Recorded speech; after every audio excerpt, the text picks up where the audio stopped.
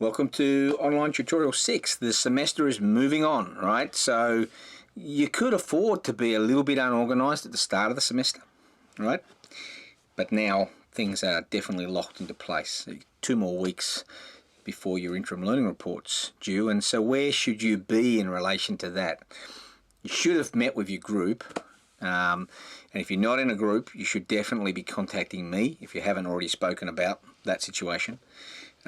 Because there's no point coming in 2 weeks' time and saying, oh, I haven't been able to get into a group.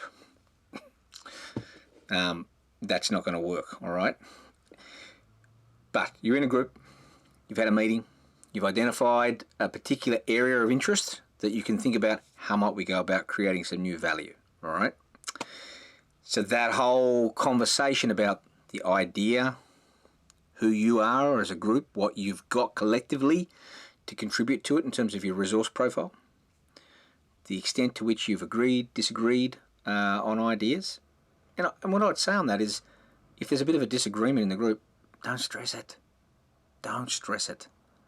The only thing you have to agree on is that come the second workshop, you've got those 3 questions to answer about who you're going to create this value for, how you're going to do it, and the other question there at the end of the workshop slides, and I'll put them up on the announcements section of Blackboard. That's really what you've got to agree on, right? You're trying to help each other's thinking by working through how you go about creating this value, all right? You're not being assessed for your work as a group, but you are being assessed as an individual, and your ability to think about how your thinking's been challenged, confirmed, validated by that process, okay? So we'd expect to see you using those words, I and we, in your work, all right? You don't have to write in the third person. You'd be writing about, well, I think this, I felt that, and we thought this, and we, right? And you can bring that together. Don't waste words referencing, okay? The reason you don't need to reference is because I already know you know the concepts, all right? That's what the pretest was for. What I'm interested in now is your ability to integrate the concepts together. Referencing will just get in the way, all right? That's suited for other types of assignments. For this particular type of assignment, we're testing your ability to integrate those concepts. So when you're moving from the top, your idea, your resource profile, legitimacy, into value creation, and moving, variation, selection, retention, and then down eventually into your operational environment with the ecological and selective dimensions, how do those concepts all work together? All right, that's the challenge for you. All right, so if all you've got them is just laid out, it's like, yeah, you're getting a tick for there being a logic, but if you want the big tick, then how do they all work together? And remember, as you're working your way through, highlight the key terms. All right, bold them, underline them, italic them, whatever you're going to do. Make it easy for us when we're reading through your work to see where those key terms are, and then we can see even more clearly how you've tried to integrate them, okay? Remember with the CPS statement that shouldn't just be a rehash or repeat of what you've just said above. It should be you taking the key highlights of you thinking about the nature of your resource profile, what it is you're trying to do for who, and that process of value creation capture, and putting it into a nice, concise 2 or 3 sentences, okay? When you move on to section 2, the real challenge that a lot of people have in this regard is they don't follow the process, all right? So, for a start, the process is you've got a primary question that you've been asked to reflect on. So you can walk around for a few days with that in your head. How do I identify an entrepreneurial self in my everyday life? All right. So this question is about you, how you perceive entrepreneurship, what it means for you. There's no right answer here. All right. It's entirely up to you how you would perceive that. All right. And then when you work through the 7 supporting questions, the first one is, what have you learned that's new about you relative to the primary question, okay? What have you learned about yourself that's new relative to this issue around your entrepreneurial self, right? Once you've identified what that is, try and keep it relatively concise. If you start each paragraph with a nice concise sentence, it then makes it easy to put your why in Expect to see the why sitting in there. Why do I feel or think what I just said?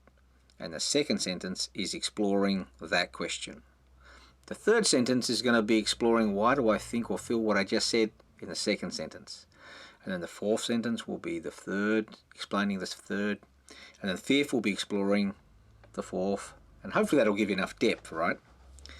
If you follow that process, and I know it's not easy, and my feedback to you will be very developmental in that sense. If you follow that process, you should land somewhere down around who you are, right? 5 whys should get you from what you've learned that's new about yourself relative to being entrepreneurial in any sense, down to something about you. And that should give you a nice segue, a nice connection into the second question. How does this relate to your values? Who are you? What do you believe? What guides you, right? Relative to this overall question, right? And by the time you explore that through 5 whys, 5 sentences, short sentences, not big long ones, short, that should bring you down to the ability to ask yourself, so does what we've been doing here and thinking about this, does it challenge or confirm my values? And it might challenge them, it might confirm them, it doesn't really matter, but an opportunity for you to explore. At that point, you can step away from it and ask yourself, so what have I just been recognizing about myself? Let's just say, as an example, that it was that you recognize that you're shy, that you don't really commit to things as much as you'd like to, right? Well, then you get to question 4, how does this relate to your life experiences? Then you've got an opportunity to go back and try and reinterpret something from the past. Could be last week, could be last 6 months ago, could be 6 years ago. If you had been less shy, how might that have turned out? And why would that be the case? Again, exploring through asking yourself why that might be the case. Then you can bring in your appreciation of other people, okay, to these thoughts that I'm thinking. How might understanding how other people view you, view other things, influence the way that you think about whatever this is that you're developing, this narrative? And how might working with other sources of information, how might that help you to broaden the way that you think about this issue? Having done those 6 questions, you're now able to step right back from it and say, well, when I look at what I've just said there, what does that tell me about myself as a learner? And if I was going to improve as a learner, being mindful of what I've just recognized, what could I do going forward? So in that last paragraph, I'm looking for 2 separate things.